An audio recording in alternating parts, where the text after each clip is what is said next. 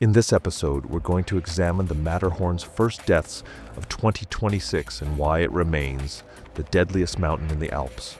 From a climber whose grip failed when a rock struck him from above, to a tourist who held a fixed rope with his bare hands instead of clipping in. Seconds later, the guided party below watched the most preventable death of the season unfold. It was July 14th, 2016, on the Matterhorn, along the Swiss-Italian border at 14,692 feet elevation. The Hernley Ridge Road had been shedding rock faster than usual that summer, and the mountain was showing signs of instability. Temperatures had been unusually warm for days, destabilizing frozen rock and increasing the frequency of debris falling from the upper faces. Nolan Kemper was 41 years old, a civil engineer from Portland, Oregon. He had been climbing for 18 years with over 30 alpine summits across 3 continents. His colleagues knew him as methodical and safety conscious, someone who turned back when conditions weren't right. He had attempted the Matterhorn twice before, both times retreating due to weather. This was his third attempt, planned during a 2-week vacation. He climbed solo by preference and aimed to summit via the Hernley Ridge and descend the same day. The Hernley Ridge is a 4,000-foot scramble of loose rock, fixed ropes, and exposed ridgelines. July 2016 had been unusually warm across the Alps, with temperatures reaching the mid-70s degrees Fahrenheit at lower elevations. The heat accelerated snowmelt and destabilized rock that had been frozen in place for months. Rockfall on the Matterhorn is constant, but warming conditions increase frequency and size. Rocks dislodged higher on the mountain can reach speeds exceeding 60 miles per hour by the time they reach lower sections. The descent is statistically more dangerous. Climbers are fatigued, and loose rock is more easily triggered when facing downward. The mountain hut staff mentioned that several guided parties had reported increased rockfall that week, particularly in the afternoon. Posted signs at the trailhead warned climbers to start early and descend before noon. Nolan left the hut at 4:30 a.m., headlamp cutting through the dark. He made good time on the ascent. Reaching the summit by mid-morning, he spent 10 minutes at the top before beginning his descent. By late morning, the sun was fully on the east face, and distant cracks and rumbles echoed from above. He passed 2 guided groups moving slowly upward. Nolan continued down, moving carefully through a section of steep, broken rock. Nolan was descending a narrow section of the ridge where the route funnels climbers through a natural choke point. He was below a fixed rope section, facing into the rock, testing each handhold. A guided party of 3 climbers was roughly 200 feet below him, taking a water break. One of the clients looked up and saw movement high on the face, a dark mass separating from the ridgeline several hundred feet above Nolan.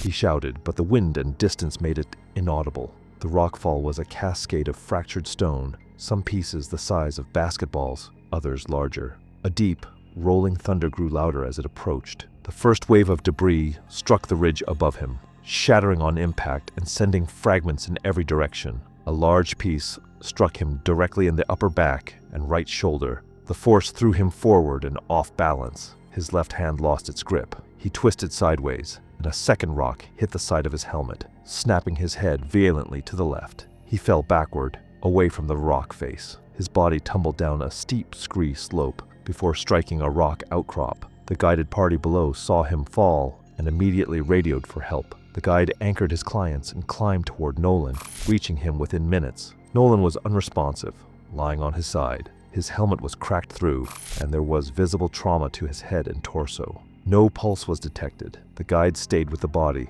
while his clients descended to alert additional teams. A rescue team reached the site by early afternoon, but recovery was delayed until the following morning due to continued rockfall risk and deteriorating weather. Nolan's body was transported down by helicopter the next day. The medical examiner determined the cause of death as blunt force trauma to the head and chest, with catastrophic injuries consistent with high-velocity impact and a subsequent fall. His gear was intact and properly used. No errors in technique or judgment were identified. His family was notified within 36 hours, and his body was returned to the United States the following week. The incident was recorded in alpine safety logs as a rockfall fatality during descent. It was August 3rd, 2015, on the Matterhorn's Hernley Ridge, Swiss side, at 13,200 feet elevation. The weather window was closing faster than forecasted. Clouds were building from the south earlier than expected, and wind speeds were picking up along the exposed ridgeline. Craig Hollis was 38 years old, a financial analyst from Boston, Massachusetts. He worked long hours and prided himself on physical fitness, running marathons and competing in triathlons. Friends described him as driven and competitive, someone who didn't like to quit. He had no mountaineering experience beyond a single guided climb of Mount Rainier the previous summer. He booked a guided Matterhorn climb through a commercial alpine service. His goal was to summit a major European peak and add it to his growing list of athletic accomplishments. He arrived in Switzerland 4 days before the climb, but spent most of that time at low elevation, sightseeing rather than acclimatizing. The Hernley Ridge ascent covers 4,000 vertical feet of technical scrambling from the mountain hut to the summit. The route crosses exposed rock ridges, where wind speeds can exceed 40 miles per hour. August weather in the Alps is unpredictable, with afternoon thunderstorms common.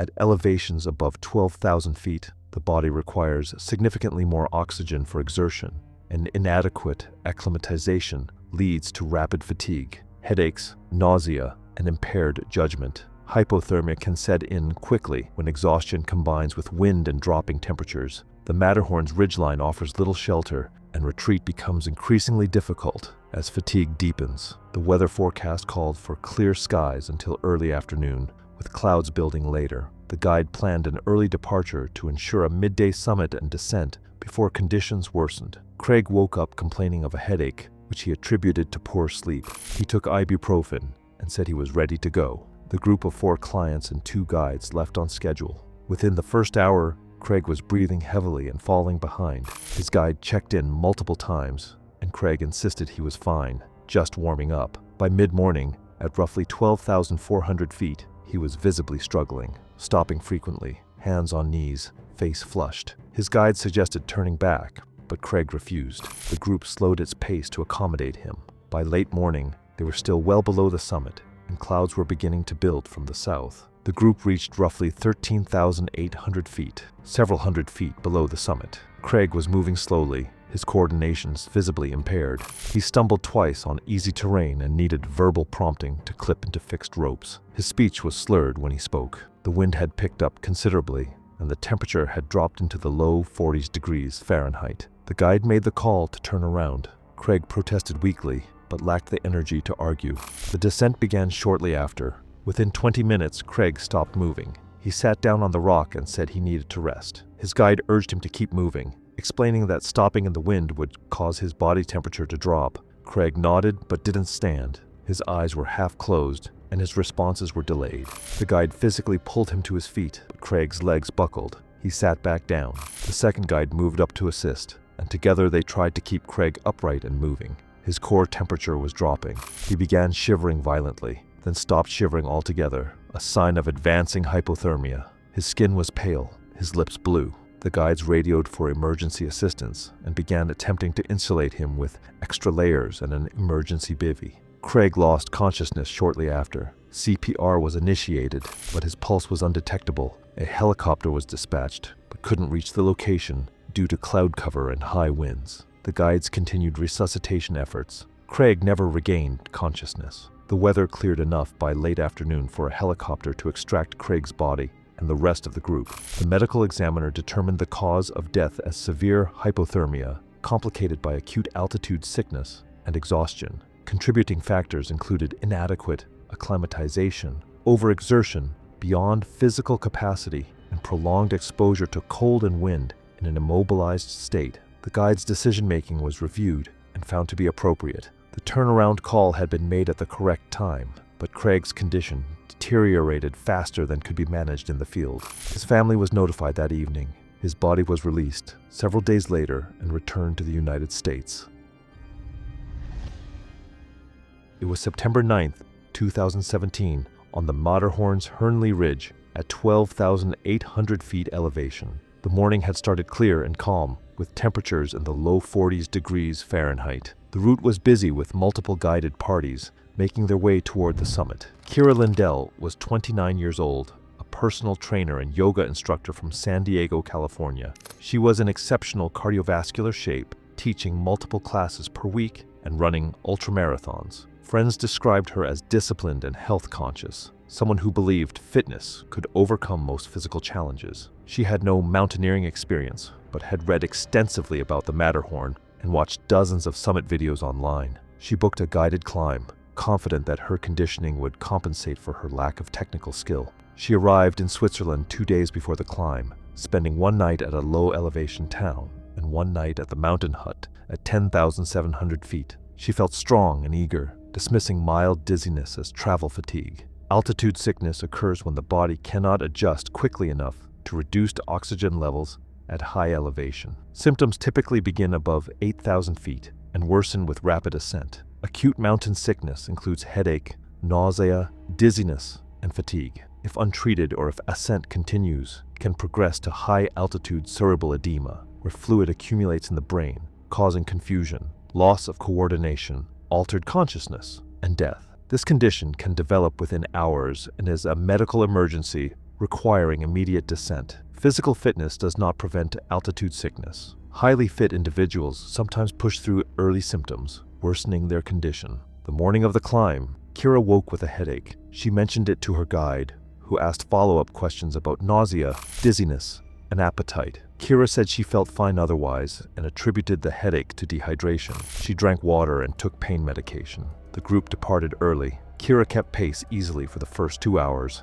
chatting with other clients and taking photos. By mid-morning, at roughly 11,800 feet, she became quieter. Her guide noticed she was breathing more heavily than expected for the terrain. Later, she stopped and said she felt nauseous. Her guide had her sit, drink water, and eat a snack. She vomited twice. Her guide asked if she wanted to descend, and she said no, insisting it would pass. They continued slowly. By late morning, at around 12,400 feet, Kira was stumbling. Her coordination was off. She missed handholds and clipped into the wrong side of a fixed rope. Her guide stopped the group and assessed her. Her speech was slightly slurred, and she seemed confused about where they were. The guide made the decision to descend immediately. Descent began shortly after. Kira was moving under her own power, but required constant verbal direction. Her guide stayed directly behind her, guiding each step. Within a short time, Kira stopped responding to questions. She stood still, staring blankly at the rock in front of her. Her guide touched her shoulder and repeated her name. She turned slowly, her eyes unfocused. She said she didn't know where she was. Her guide immediately radioed for emergency evacuation and began a rapid, assisted descent, physically guiding Kira's hands and feet. Within minutes, Kira's legs gave out. She collapsed onto the rock, unable to stand. Her guide and a second guide from another nearby group carried her in a semi-seated position, moving as quickly as the terrain allowed. Kira's level of consciousness continued to decline. She stopped speaking. Her breathing became irregular, deep, then shallow, then deep again. Her eyes rolled back. She lost consciousness entirely. The guides laid her flat and checked her airway. Her pulse was present but weak and rapid. They continued descent, now carrying her fully. A helicopter was dispatched and reached the location within the hour. Landing on a nearby flat section, Kira was loaded and airlifted immediately. She remained unresponsive during the flight. Resuscitation efforts were made en route, but she showed no signs of recovery. Kira was transported to a medical facility in the valley, where she was pronounced dead that afternoon.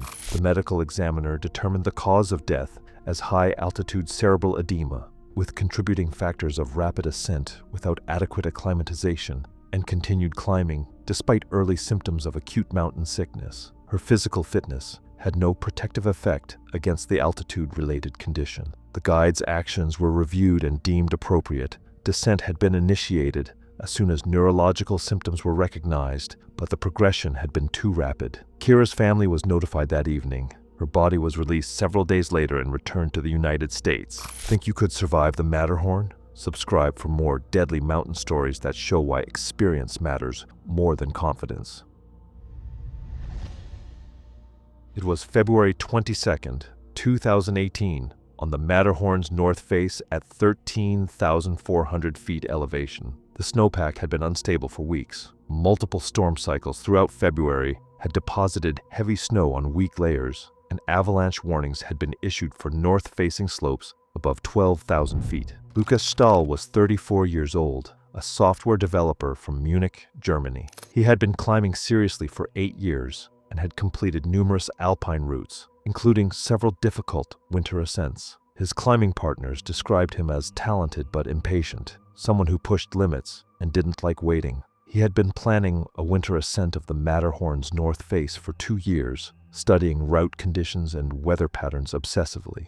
The north face is significantly more technical and dangerous than the standard Hernley Ridge, requiring advanced ice climbing skills and experience with objective hazards like avalanches and rockfall. Lucas had a narrow weather window, a few days of relatively stable conditions, forecasted before a major storm system moved in. He decided to attempt the climb solo, believing he could move faster alone. The Matterhorn's north face is a 3,000-foot wall of ice, rock, and snow, angled steeply in most sections. Winter conditions add extreme cold, shorter daylight, and increased avalanche risk. February 2018 had seen heavy snowfall across the Alps, with multiple storm cycles depositing several feet of new snow on existing layers. Avalanche danger was rated as considerable to high across the region. Avalanches occur when a weak layer in the snowpack fails under the weight of snow above it, often triggered by the weight or movement of a climber. Slab avalanches can release massive amounts of snow moving at high speeds. On steep faces, there is no escape. Climbers are swept downward, buried, and subjected to massive, blunt force trauma from tumbling snow, ice, and rock. Local avalanche forecasts for the week warned of persistent weak layers in the snowpack, particularly on north-facing slopes above 12,000 feet. Several climbing routes in the area had been closed or advised against. Lucas reviewed the reports but believed his experience and speed would mitigate the risk. He left the base of the north face in the early morning hours, carrying minimal gear to stay light and fast. Conditions were cold, around 10 degrees Fahrenheit, with light wind. He made good progress, climbing efficiently through mixed rock and ice. By mid-morning, he was at approximately 13,000 feet, well up the face. He noticed small sloughs of snow sliding past him periodically, minor releases that didn't concern him. Later, he entered a steep couloir filled with wind-loaded snow. The snow felt dense and consolidated under his ice tools, but hollow sounds echoed when he kicked his crampons in, a sign of air gaps and weak layers beneath the surface. He moved quickly, wanting to exit the couloir as fast as possible. Lucas was several hundred feet up the couloir, roughly 13,400 feet elevation. He placed his ice axe into the snow above his head and weighted it. The snow fractured. A crack shot horizontally across the slope, propagating in both directions. The entire section of slope released as a slab, breaking free as a single cohesive block. Lucas was ripped off the face instantly. There was no time to self-arrest or deploy any protection. The avalanche carried him downward, tumbling him violently within the moving mass of snow. His body was thrown against rock outcrops and ice formations as the debris funneled down the couloir. The avalanche traveled over 1,000 vertical feet before slowing and depositing its load in a debris field at the base of the couloir. A solo climber approaching the base of the north face from a different route witnessed the avalanche and saw the debris cloud. He approached cautiously once the snow settled and began searching the debris field. He used an avalanche probe and located a body buried under several feet of compacted snow. He began digging and uncovered Lucas within minutes. Lucas was not breathing and had no pulse. His body showed severe trauma. His helmet was shattered, and there were obvious fractures and deformities. The climber radioed for help. A rescue team reached the site by early afternoon and confirmed death at the scene. Lucas's body was extracted from the debris and transported down by helicopter later that day. The medical examiner determined the cause of death as multiple blunt force trauma sustained during the avalanche, with severe head and chest injuries consistent with high-velocity impact against rock and ice. Asphyxiation from snow burial was also noted, though the traumatic injuries were likely immediately fatal. The avalanche was classified as a climber-triggered slab avalanche on a slope with known instability. Lucas's family was notified within hours. His body was released several days later. It was June 18, 2016, on the Matterhorn's Hernley Ridge, lower scramble section, at 11,900 feet elevation. The morning was clear with light winds, and the rock was still damp from overnight condensation. Guided parties had already begun their ascents, moving steadily up the technical sections of the route. Rhys Fairbank was 26 years old, a marketing coordinator from Manchester, England. He was traveling through Europe on a 3-week vacation with 2 friends, none of whom had mountaineering experience. Rhys was athletic in a casual sense. He played recreational soccer and went to the gym occasionally, but had no technical climbing background. He had seen photos of the Matterhorn and decided on impulse that he wanted to reach the summit. His friends were not interested, so he planned to go alone. He did not hire a guide, believing the route was a challenging hike rather than a technical climb. He rented basic gear, boots, a helmet, and a harness, but had no instruction on how to use them. His goal was to get as high as possible and take photos. He told his friends he'd be back by evening. The Hernley Ridge, while considered the easiest route on the Matterhorn, is not a hike. It is a technical scramble requiring constant use of hands, route-finding skills, and comfort with extreme exposure. Sections of the route involve climbing on loose rock with drops of several thousand feet on either side. Fixed ropes are present in some areas, but they require proper use of a harness, carabiners, and knowledge of self-belay techniques. The rock is often damp from overnight condensation or melting snow, even in summer, and holds can break without warning. Falls on the lower ridge are often fatal due to the length of the fall and the terrain below, steep rock faces and scree slopes. Climbers without experience frequently misjudge the difficulty, and many turn back within the first few hours. Those who continue without proper skills are at extreme risk. Reese left the mountain hut in the early morning, later than most guided parties. He carried a small backpack with water, snacks, and a camera. He wore the rented boots and helmet, but left the harness in his pack, unsure how to put it on. The first section of the route was straightforward, a steep trail over scree and boulders. Within an hour, the terrain steepened, and he began using his hands to pull himself up. He passed several guided groups who glanced at him but said nothing. Later, he reached a section where fixed ropes were anchored into the rock. He watched other climbers clip in with carabiners and tried to mimic them, but he had no carabiners of his own. He continued without clipping in, holding the rope with his hands for balance. The exposure increased. Sheer drops opened up on his right side. He moved slowly, testing each foothold. His hands were sweating, and his legs began to shake. At roughly 11,900 feet, he reached a section where the rock was smooth and angled steeply. There were no fixed ropes here, just small edges and cracks for hands and feet. He hesitated, looking for an easier way, but the route funneled through this section. He committed to the move. Reese placed his left foot on a small ledge and reached up with his right hand to a crack in the rock. He pulled himself up, shifting his weight onto his left leg. His boot sole slipped. The rock was damp from overnight condensation, and the rubber lost friction. His left foot shot out from under him. His right hand was still in the crack, and he held on, but his body swung outward, away from the wall. His left hand scrambled for a hold and found nothing. His right hand, bearing his full body weight, began to slip from the crack. He tried to pull himself back in, but his grip failed. He fell backward, away from the rock face. A guided group, roughly 100 feet below, saw him fall. He dropped before striking a sloped rock ledge. His body tumbled and continued falling, bouncing off rock outcrops and sliding down a steep scree chute. He fell an estimated total of 300 feet before coming to rest on a narrow ledge. The guide from the group below immediately radioed for help and began climbing toward Reese's location. It took roughly 20 minutes to reach him. Reese was lying on his back, motionless. His helmet was still on but cracked. There was visible trauma to his head, chest, and limbs. No pulse was detected. The guide confirmed death at the scene and waited with the body until a rescue team arrived. A helicopter reached the site by late morning and recovered Reese's body.